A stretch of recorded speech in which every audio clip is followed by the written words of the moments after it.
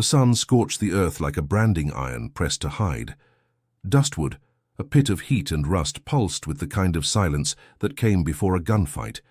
Men gathered like buzzards around the wooden stage, where shackles clinked and a line of the forgotten stood under the sun, sweat mixing with shame. This wasn't justice. It was an auction. Eli Maddox stepped down from his horse, boots kicking up the dry earth. He didn't look at the crowd. His eyes went to the end of the line. There she was, hair a tangled mess, skin browned by the sun and filth, and shoulders hunched like she'd been trying to disappear for years. Others avoided her like she carried a curse. She didn't move, didn't flinch. Just stared at the ground as if it were the only thing that hadn't betrayed her. $5, Eli said flatly, tossing a coin that clinked like a bullet on the platform. The auctioneer blinked. "You sure, Mr. Maddox? That one don't speak. Might not work either." Eli didn't answer. He stepped forward, reaching for the woman's rope. His hands were calloused, the kind that held a rifle as steady as a heart could break. The woman didn't lift her head. He hesitated. "What's your name?" No answer, not even a blink. Someone in the crowd chuckled. "Paid $5 for a ghost, Maddox." Eli didn't care. He pulled gently, guiding her off the stage. She moved like a whisper, silent and light, leaving behind whatever life she'd been surviving. They walked past the townsfolk, most too bored or too bitter to watch, until a voice from behind called, "Maddox, she's not worth spit." He stopped. "Maybe," Eli murmured, "but I ain't buying spit." Back at his horse, he turned to the woman. She still hadn't looked at him, and then he said it. "Maria Maddox." The effect was immediate. Her head lifted slowly, like something had broken free inside her. Her eyes, pale, cracked with dryness, locked onto his. A spark of something ancient and buried flashed through them. Fear, recognition, grief. Maybe all three. Eli's breath caught.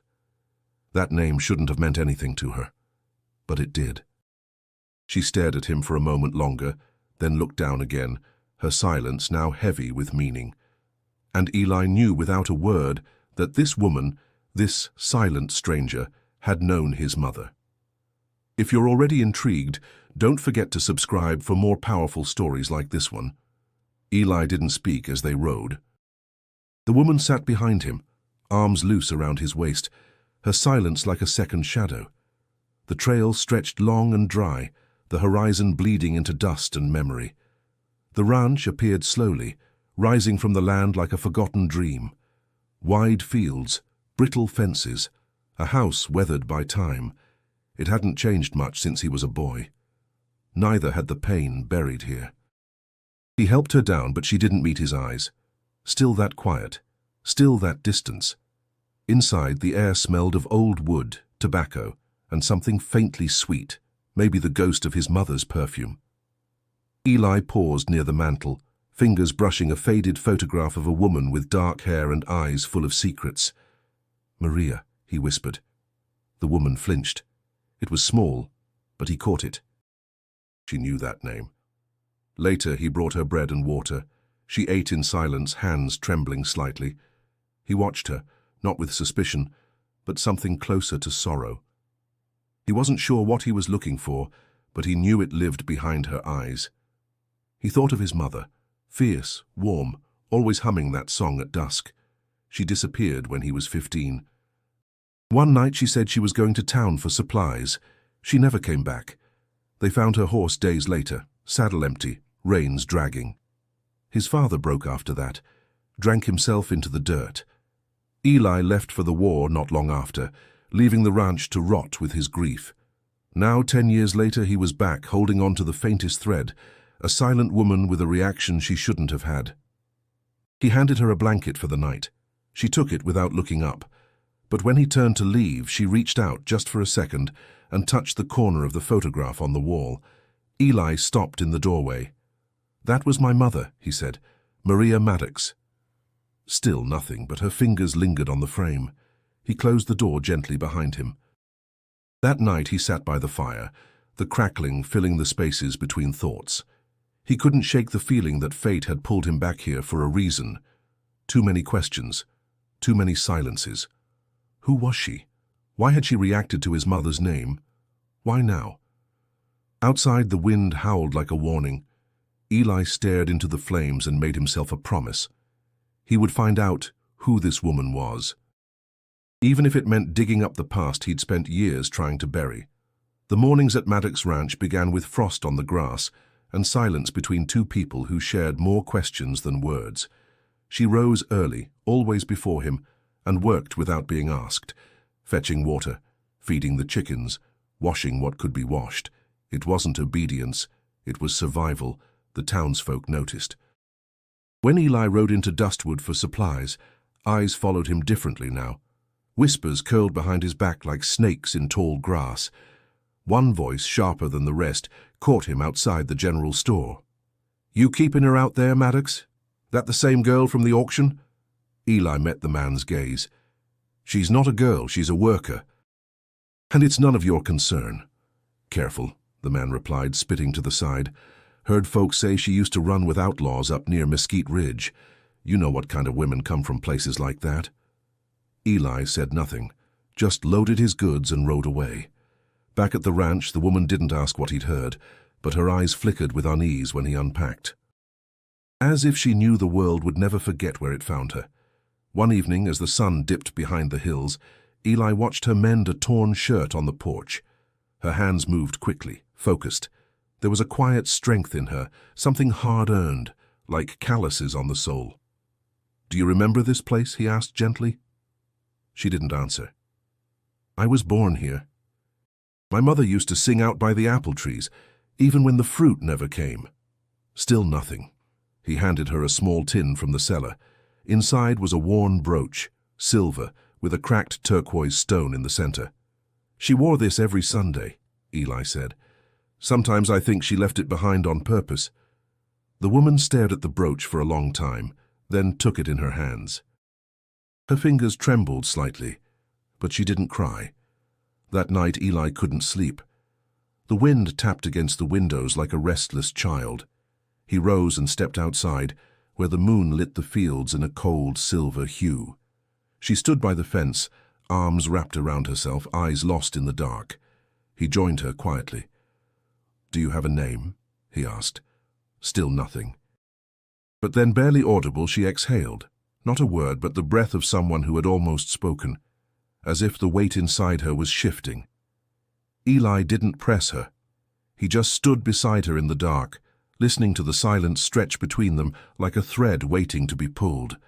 Something had broken inside this woman long ago, but something else, he sensed, was still holding on.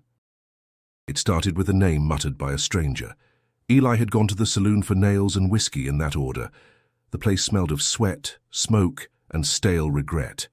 He kept to himself at the counter until a voice behind him slurred through the din. "Anna!" Eli turned. The man was slumped in a corner, drunk and mumbling, staring at nothing. His face was sun-worn and loose with age, but his eyes were sharp with something else. Recognition. "What did you say?" Eli asked. The man blinked slowly, then sat straighter. "She's alive, ain't she? The mute girl. With you?" Eli didn't answer. "I remember her. Anna. From the ridge, long time ago." Before Eli could press further, two men flanked the drunk, pulling him up by the arms. "Old man talks too much when he's dry," one of them said, flashing a smile too wide. "You'll excuse us." They dragged him out, laughter cutting through the tension like a knife through hide. Eli stood frozen. Anna. It wasn't just a guess. That name meant something. It curled around his thoughts as he rode home, his grip tight on the reins. When he returned, the house was quiet. He searched the pantry, the cellar, then finally the attic. It was there, tucked inside a dusty trunk, that he found it, his mother's music box. The hinge creaked, and a soft tune filled the room, frail and haunting. He brought it downstairs and placed it on the table in front of the woman. Her hands hesitated mid-motion. The melody played on, notes cracked with time, but still carrying the same tune Maria used to hum at dusk. Eli watched her carefully. She didn't cry, but her eyes closed. Her shoulders trembled. and when she opened her eyes again, they were wet with something deeper than tears. Grief, yes, but also memory. She reached out and touched the box gently, like one would touch a tombstone. "You knew her," Eli whispered. The woman didn't nod, didn't speak, but the way she cradled the music box said more than words could. Eli sat across from her.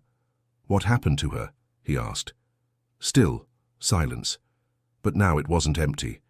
It was heavy, alive with pain and things too hard to say.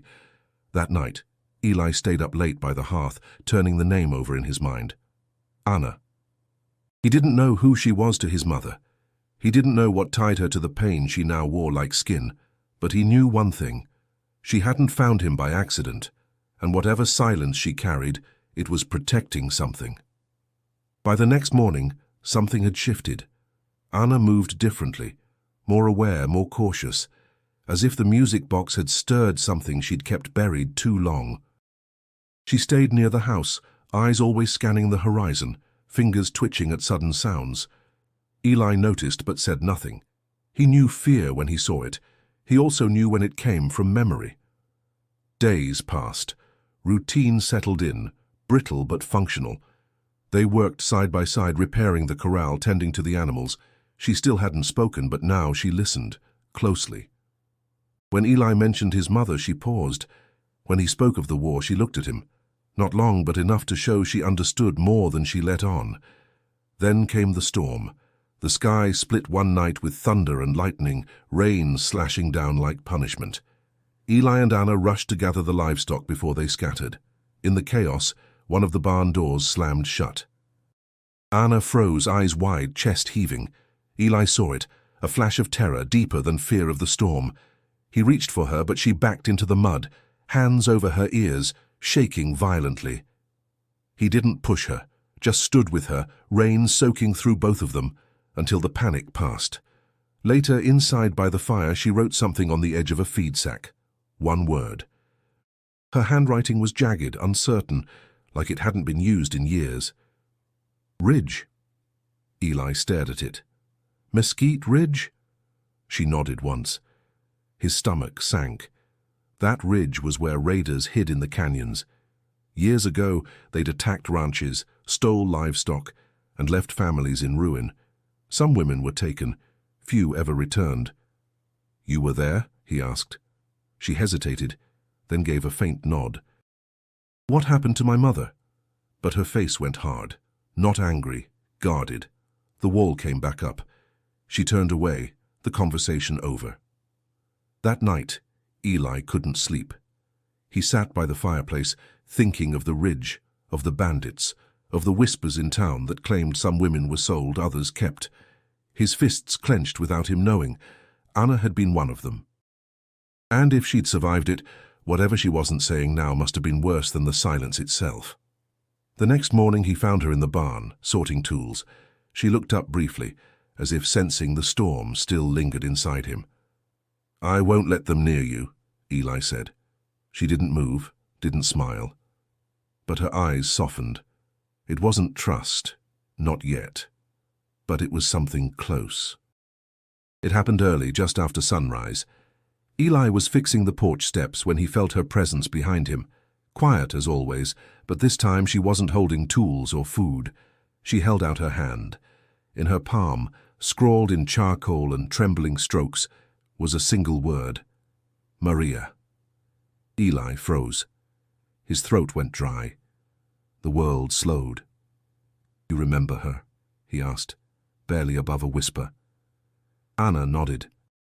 Then carefully she sat beside him on the steps.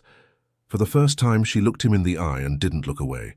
She pulled something from her pocket, a torn strip of cloth, faded blue, embroidered with small white flowers. Eli knew it immediately. His mother had used it as a hair ribbon, tying back her dark curls when she worked the fields. He hadn't seen it since the day she vanished. Anna held it as if it were glass. Eli's voice cracked. "Where did you get that?" She didn't speak. Instead, she took a stick and began drawing in the dirt at her feet. Lines, shapes, simple figures, a house, 2 women, a fire, then men on horses, guns, flames. Eli watched in stunned silence, One of the stick figures fell. The other was pulled away. She saved you, he said slowly, piecing it together. Anna nodded, eyes filling with pain. My mother died there? Anna hesitated, then pressed the ribbon into his hand. Tears welled up in Eli's eyes, but he blinked them away. His jaw tightened. Who did this? Anna's hand moved again, trembling as she drew a star, a sheriff's badge, then a face, sharp nose, hat low, cold eyes. Eli stared. No, he said.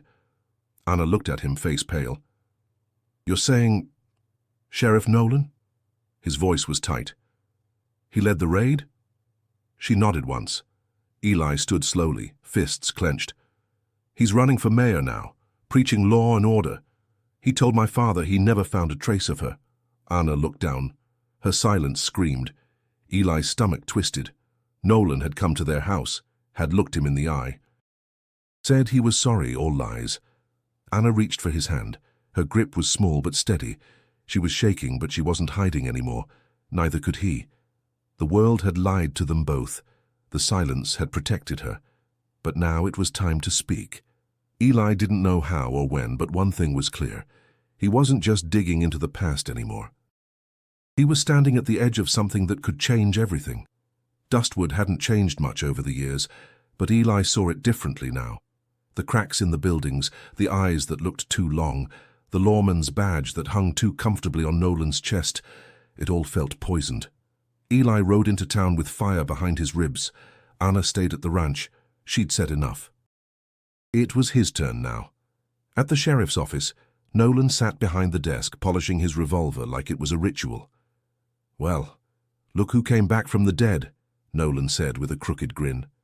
How's that little ranch of yours holding up? Eli didn't return the smile. I need to talk to you about the past. Nolan leaned back. Lot of past in this town. Be specific. My mother. Maria Maddox. Nolan's face didn't change. Tragic. What happened? We looked, Eli. You know we did. You lied. A silence followed. Thick. Heavy. Nolan's smile faded. Careful what you say, son. Eli stepped forward. She didn't just disappear.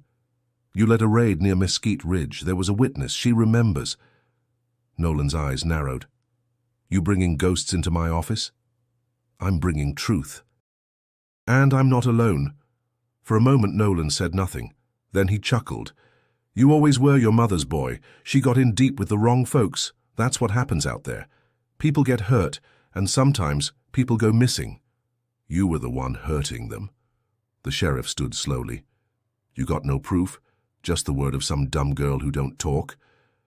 That won't hold up in a church meeting, let alone a court. I'm not going to court, Eli said. That night the barn burned. The flames lit the sky red, the smoke curling into the stars. Eli woke to shouting and coughing, grabbing water, fighting the fire with bare hands. Anna stood outside, trembling, clutching the music box to her chest. By morning, it was ashes. Eli didn't speak. He just stared at the ruins, jaw clenched, heart pounding. The message was clear, back off, but he wouldn't. Later, while boarding up the barn, he found something strange in the dirt, a bullet casing, fresh, not rusted. Someone had stood here and watched it burn. He walked inside, past the broken beams and scorched tools, and found Anna sweeping the kitchen floor like nothing had happened. They want you scared, he said. She didn't look up. But they don't know you survived worse. At that she paused, then nodded once. Eli stepped closer. I'm going to end this, for you, for my mother. She turned to him. For the first time her eyes held more than pain. They held purpose. The days that followed were filled with quiet preparation. Eli didn't tell Anna everything he planned, but she saw it in his movements. The way he inspected the rifles, the way he sharpened the knives slower than necessary, and how his eyes stayed on the horizon a little longer each time. He went into town with purpose, speaking to people who remembered the Maddox name with something like guilt in their eyes. Not all of them were brave, but a few were tired. Tired of silence, tired of Nolan. One of them was Reverend Cole, who confessed in hushed tones that Nolan's posse had ridden out to Mesquite Ridge under the cover of darkness. No warrant, no witnesses, no accountability. He told us they were chasing rustlers, Cole whispered, but they never brought back cattle, only fear. Eli nodded grimly. I need your voice. Cole hesitated, then nodded. Word began to spread. A rancher was stirring up old ghosts. Some mocked him, others listened, and a few, those who'd lost daughters and sisters, came quietly to the ranch. One man brought a rusted locket that had belonged to his wife. Another brought a page from an old journal, describing a camp deep in the ridge, and a lawman with a star who made no arrests, only choices. Eli collected every name, every memory, every scrap of the truth. And Anna found her strength. One afternoon, as Eli read through a letter left by a widow whose sister had vanished the same night Maria did, Anna entered the room holding a folded cloth. She laid it gently on the table, then unfolded it. Inside were charcoal drawings, dozens of them, faces, places, symbols, pain. Eli realized they were memories. Each image told a part of the story. A sheriff's badge in a ring of fire, a cabin in the ridge, a woman tied to a post, another shielding her. "Can you speak?" he asked softly. Anna looked at him, lips parted. Then, after a long moment, she said one word, cracked but clear. "Yes." It broke the silence like thunder over dry land. Eli nodded, emotion thick in his throat. "Will you speak for them?" Anna took a deep breath. "Yes." At the next town gathering, Eli stood at the back of the church, flanked by weathered men and women who'd carried too much for too long. Anna walked beside him, head high. When Reverend Cole opened the floor, Anna stepped forward. The room went still. Her voice, raspy from years of absence, echoed through the pews. She spoke slowly, not of vengeance, but of truth. She told them what happened, named the place, described the night, and then softly she named the man, Sheriff Nolan. Dustwood hadn't seen a crowd like that in years. Word spread fast. By dusk, the streets filled with voices, angry, afraid, and finally awake. Men leaned on rifles, women clutched hands, children were pulled indoors. The tension crackled in the air like the coming of a storm.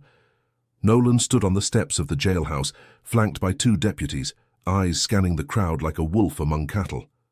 "I've kept this town safe for 20 years, he bellowed. "Don't let ghosts turn you against your own." But the people didn't move. Eli stepped forward, calm, measured, rifle across his back, eyes locked on the man who stole his mother and lied about it for over a decade. "You're not the law anymore," Eli said.